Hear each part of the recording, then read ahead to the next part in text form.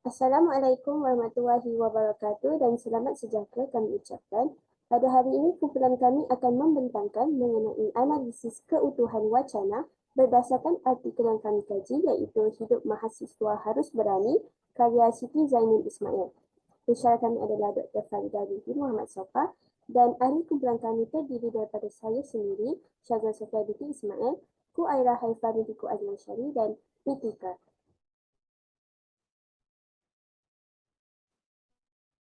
Baiklah, saya akan memperkenalkan tentang pengenalan tentang artikel.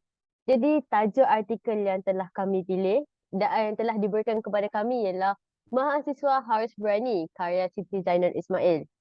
Artikel ini secara ringkasnya menceritakan tentang kehidupan penulis yang telah melanjutkan pelajarannya ke luar negara, iaitu di Akademi Seni Rupa Indonesia atau lebih masyhur dikenali sebagai ASRI.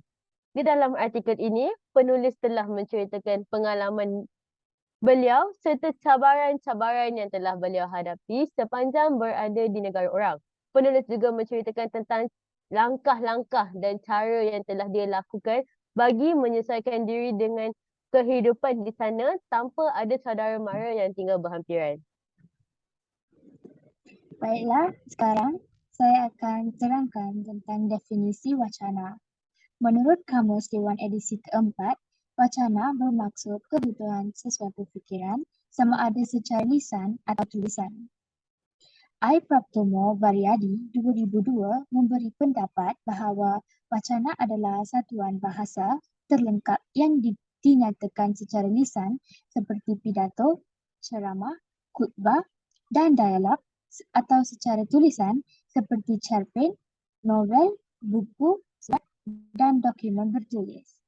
Nick Safia Karim 2008 dalam Hari Napi 2016 menyatakan bahawa wacana merupakan unit bahasa yang melebihi batas ayat yang boleh berupa satu ayat, bab dan sebagainya.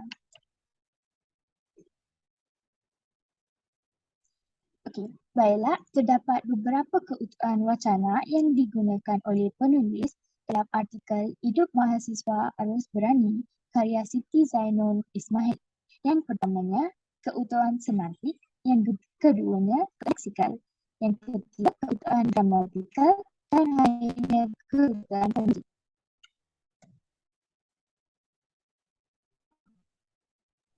Pertama sekali adalah keutuhan semantik.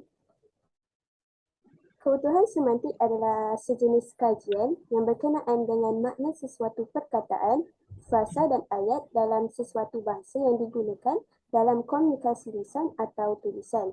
Keutuhan semantik terbahagi kepada dua iaitu hubungan semantik dengan bahagian-bahagian wacana serta kesatuan latar belakang semantik. Yang pertama adalah keutuhan semantik hubungan dengan bahagian-bahagian wacana terbahagi kepada 5 bahagian.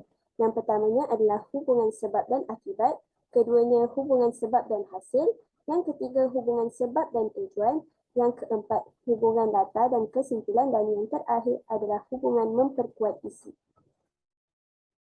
Antara contoh yang kami kaji dalam artikel, yang pertama adalah hubungan sebab dan akibat. Contoh yang diambil dari artikel yang telah dikaji adalah umumnya pada awal sesi, mereka mendaftar sama ada dalam bidang perniagaan, ekonomi atau sains teknologi. Mereka bakal menyambung usaha niaga keluarga kaya. Kehidupan mewah begitu ketara dan sering bolos kuliah. Mereka gagal lalu memilih ASRI. Jadi artikel ini menerangkan mengenai hubungan ayat yang dinyatakan serta akibat yang turut dinyatakan dalam ayat mereka gagal lalu memilih ASRI. Yang keduanya adalah hubungan sebab dan hasil. Contohnya adalah temanya wayang kulit, acap prambanan dan Borobudur. Penjual perempuan mengendong bakul jamu di tepi jalan Malioboro yang memang digemari oleh pelancong barat dan Jepun. Itulah rezeki pelajar kembara di rantau orang.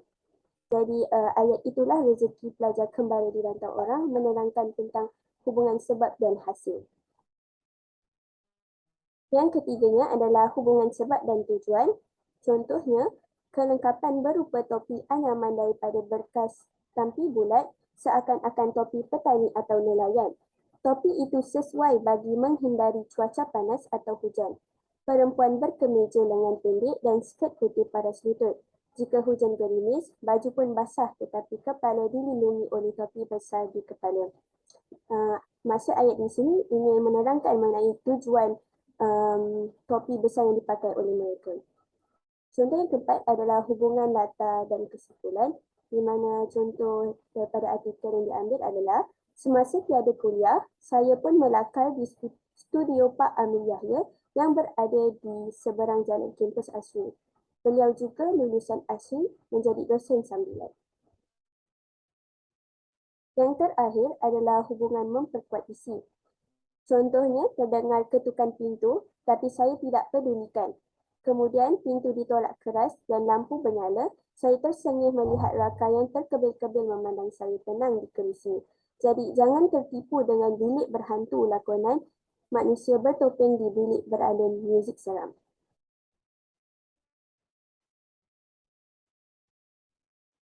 Jadi bahagian keutuhan semantik yang kedua iaitu kesatuan latar belakang semantik yang terdiri daripada 3 komponen. Yang pertama adalah kesatuan topik, yang keduanya adalah hubungan sosial pembicara dan yang terakhir adalah laras bahasa yang digunakan. Antara contoh kesatuan topik adalah demi menjimatkan wang, saya berkongsi bilik dengan Yovita yang berasal dari Palembang yang sejurusan seni lukis dan grafik. Untuk perbelanjaan kuliah, khususnya perkakas lukisan, saya harus berjimat. Komponen yang kedua adalah hubungan sosial pembicara. Contohnya, saya menjawab sambil bercanda. Apel dengan Pak Umar Khayyam boleh ya? Menemani beliau membaca cerpen dan novel di bawah pohon senayan rendang di depan kampus kita. Alhamdulillah, bagus untuk menjadi sastrawan. Begitu manis pesannya. Dan yang terakhir adalah laras bahasa yang telah digunakan. Sebagai contohnya, laras bahasa sastra. Seperti berbunyi, renyai menyambut acara pagi. Kami berbaris berjalan berarak melewati lapangan, beralun-alun masuk ke jalan Malioboro menuju ke jalan Solo, lalu masuk ke simpang menuju jalan Kalurang. Seterusnya, terdapat kekeliruan leksikal dalam artikel Hidup Mahasiswa Arus Berani karya Siti Zainul Ismail. Kehutuan leksikal bermaksud hubungan wacana berdasarkan penggunaan perkataan yang sesuai dengan makna yang ingin disampaikan. Terdapat 7 jenis-jenis keutuhan leksikal. Yang pertamanya ialah sinonim. Sinonim adalah perkataan yang mempunyai maksud yang sama. Yang keduanya, antonim. Antonim merupakan perkataan yang berlawanan maksud. Yang ketiga, kolokasi. Kolokasi merupakan 2 perkataan atau lebih yang masing-masing merupakan perkataan tersendiri tetapi kebiasaannya dikaitkan dengan antara satu sama lain. Keempat, iponim. Kata yang makna terangkup dalam makna kata lain. Yang kelima, homonim. Homonim merujuk kepada perbezaan makna berdasarkan konteks atau situasi atau kata yang bunyinya sama tetapi mempunyai yang berlainan. Yang keenam, penggunaan kata yang sama. Penggunaan unsur memastikan perkataan diulang secara penuh tanpa melakukan sebaran. Yang terakhir, unsur bersambut. Unsur bersambut merupakan ayat atau hujah seterusnya saling berkait dengan ayat sebelumnya. Baiklah, kita teruskan dengan penggunaan sinonim dalam artikel Hidup Mahasiswa Arus Berani. Keringat basah sudah menguyup, tapak kaki sudah berdenyut, hampir melepasi kawasan kampus Gajah Mada. Perengan kelima, baris ke-26. Perkataan basah dan menguyup merupakan makna yang hampir sama atau sinonim.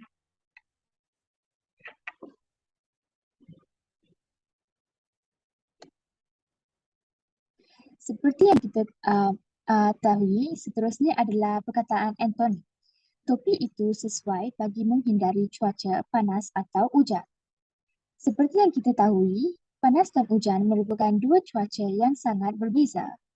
Yang keduanya, pemandangan makram tersorot ke arah mahasiswa-mahasiswi yang beratur di halaman depan kampus. Perkataan mahasiswa bermaksud penuntut yang menuntut di universiti sama ada lelaki atau perempuan. Manakala mahasiswi bermaksud penuntut wanita yang menuntut di universiti. Saya teruskan dengan penggunaan perkataan pengulangan kata dalam artikel tersebut. Penggunaan pengulangan kata terdapat dalam ayat, kami berbaris jalan berarah melewati lapangan. Beralun-alun masuk ke jalan Malioboro menuju ke jalan Solo. Lalu masuk ke simpang menuju jalan Kaliurang. Inilah detik gentir kerana kami akan berarah jalan kaki untuk menuju ke arah daerah pegunungan Kaliurang. Perkataan menuju telah diulang 3 kali dalam ayat ini.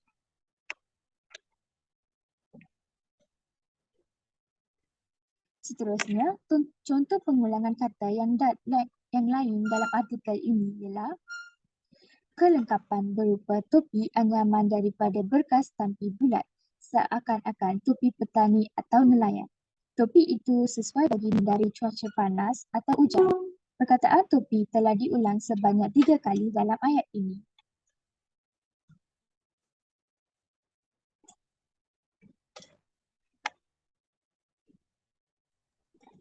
Seterusnya adalah keutuhan gramatikal. Keutuhan gramatikal bermaksud wacana berkualiti mesti memperlihat hubungan berdasarkan binaan tata bahasa. Ini dapat dilihat daripada penggunaan penanda gramatik seperti kata hubung, kata rujukan atau penggantian dan yang terakhir adalah elipsis. Apa itu kata hubung? Kata hubung berfungsi menjalinkan perkataan dengan perkataan, frasa dengan frasa, klausa dengan klausa dan ayat dengan ayat. Sebagai huraiannya, di samping itu, seterusnya dan tambahan pula. Sebagai pengembangan idea, iaitu seperti dan oleh itu hal ini demikian kerana dan digunakan sebagai penambahan, sebagai contohnya, kemudian, selepas itu dan berikutnya. Antara contoh kata hubung yang diperoleh daripada artikel, yang pertamanya adalah perempuan berkemeja lengan pendek dan berseluar skirt putih paras lutut.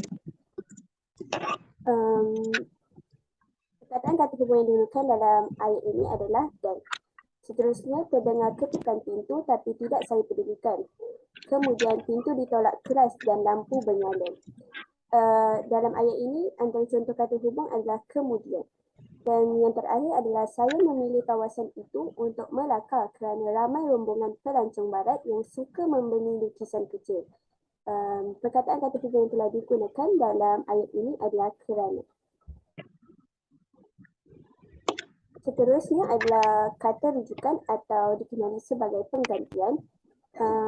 Ianya digunakan sebagai proses menggantikan unsur bahasa dengan unsur lain seperti kata ganti nama, kata kerja dan klausa, untuk mengelakkan pengulangan terhadap sesuatu maklumat daripada penyataan yang telah diberikan.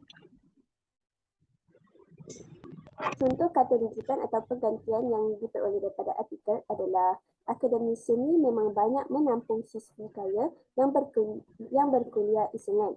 Umumnya pada awal sesi, mereka mendaftar sama ada dalam bidang perniagaan, ekonomi atau sains teknologi.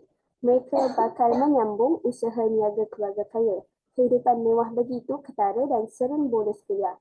Mereka gagal lalu memilih asli. Seterusnya adalah elipsis. Elipsis digunakan sebagai unsur pelenyapan kata untuk mengelakkan pengulangan maklumat dalam ayat seterusnya. Dan yang keduanya, elipsis juga merupakan pengguguran kata atau frasa yang telah dinyatakan dalam ayat sebelumnya. Contoh elipsis yang dikaji berdasarkan artikel adalah tiba giliran si Siti kecil, masuk terus memejamkan kelopak mata. Sambil tersenyum dan teraba kerusi rotan, terus duduk. Yang keduanya adalah inilah detik getir kerana kami akan berarak jalan kaki untuk menuju ke daerah pergunungan Kaliurang. Akan dikerjain para rakah iaitu rakan kakak terhadap mahasiswa baharu.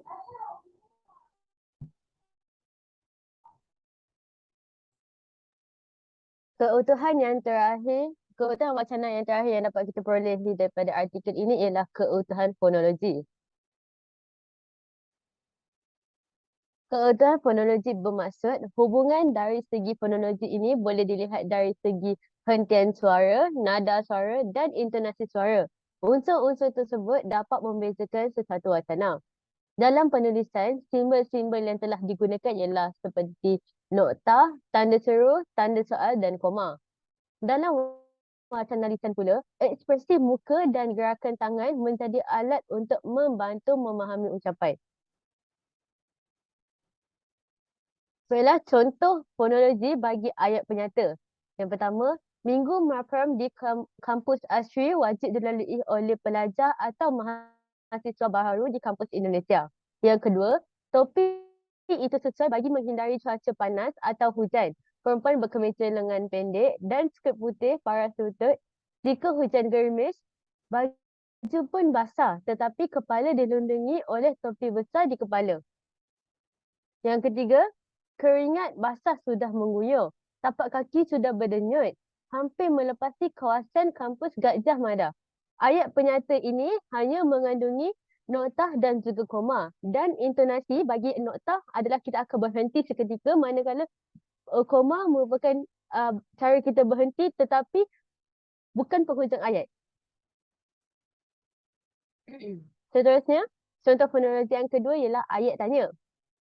Contoh pertama yang terdapat dalam artikel ialah akan dikerjain para rakan kakak, terdapat mahasiswa baharu. Yang kedua, ujian apakah ini? Yang ketiga, adakah kerana kejayaan ini hingga dibebaskan wang pendaftaran saya pada tahun 2 hingga semester tahun akhir? Ayat tanya ini merupakan ayat yang akan ada kata tanya seperti contoh apakah ataupun adakah. Selain itu juga merupakan ayat tanya merupakan pernyataan yang mempunyai tanda soal di akhir ayat. Seterusnya, contoh yang terakhir dalam contoh fonologi yang terakhir yang dapat kita peroleh daripada artikel ini ialah ayat seru. Contohnya, hoi, anak Malaysia jatuh pingsan tu, saya masih mendengar laungan. Ini di cara sebutan intonasi kita bagi ayat seru seperti menekan perkataan itu. Jadi ayat seru mempunyai tanda seru di akhir ayat. Okey, kita teruskan semula dan kita teruskan lagi dengan kaedah rujukan. Kaedah rujukan yang kita akan gunakan ialah melalui sistem APA. Apa itu sistem APA? Rujukan menggunakan sistem APA iaitu American Psychological Association Reference Style ialah gaya rasmi bagi menulis untuk menyenaraikan rujukan dan juga citation yang telah mereka ambil bagi mencairkan penulisan akademik mereka. Penulisan rujukan ini amatlah penting bagi mengelakkan isu seperti plagiat iaitu mencuri hasil penulisan orang lain tanpa kredit untuk berlaku dalam penulisan kita. Okey, elemen asas bagi penulisan rujukan ialah kita ada 4 iaitu nama penulis diutamakan, tahun penulis dituliskan, tajuk utama penulisan dan tempat penulis diterbitkan. Cara menulis rujukan terbahagi kepada 3 iaitu rujukan buku, rujukan jurnal dan juga rujukan laman sesawang. Bagi rujukan buku, bagi di dalam citation kita akan meletakkan nama penulis, nama belakang sahaja dan juga tahun di dalam kurungan. Huruf pertama sahaja bagi setiap perkataan akan ditulis dengan huruf besar. Pastikan semua nama penulis ditulis jika penulis lebih daripada seorang. Tulisan yang dituliskan dalam keadaan menegak dan selepas nama seseorang penulis akan diletakkan koma. Di akhir nama penulis akan disertakan dengan nota sebelum diletakkan tahun. Okey, ini bagi buku dan jurnal. Berbeza dengan rujukan menggunakan laman sesawang, cara menulis rujukan bagi penulisan buku ialah dengan cara menulis nama akhir terlebih dahulu sebelum menuliskan nama hadapan. Berikut merupakan contoh-contoh menulis nama penulis yang menulis lebih daripada 2 orang dalam rujukan. Maksimumnya penulis bagi setiap penulisan ialah sebanyak 7 orang sahaja. Bagi penulis buku dan jurnal yang mempunyai lebih daripada seseorang penulis, nama penulis haruslah diletakkan dan menggunakan simbol sebagai kata hubung dan tidak boleh dieja. Seterusnya, bagi tahun penulisan. Tahun akan ditulis di dalam kurungan selepas nama penulis. Penulisan tahun tidak mempunyai jarak antara nombor dengan kurungan. Contohnya seperti yang telah ditunjukkan di bawah. Tahun sesebuah penulisan ditulis akan berada di sebelah nama penulis. Semua nama penulis di ketiga-tiga penulisan iaitu buku, jurnal dan juga laman sesawang adalah sama. Pastikan ada koma di akhir nama sebelum letaknya tarikh. Di dalam citation, kita hanya perlu tulis tahun terbitan. Tidak perlu disertakan dengan tarikhnya secara terperinci. Contohnya Syazah Sofia 2019.